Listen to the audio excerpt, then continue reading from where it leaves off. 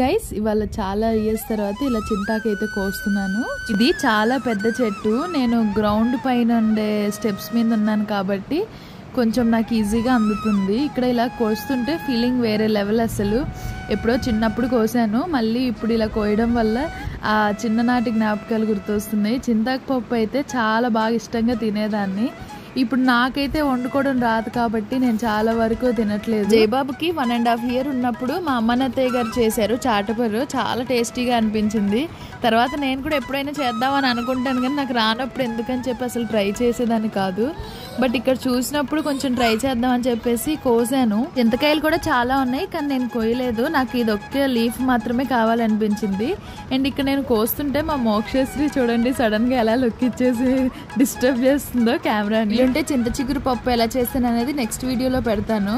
Stay tune. Thank you so much guys. See you the next video. Bye.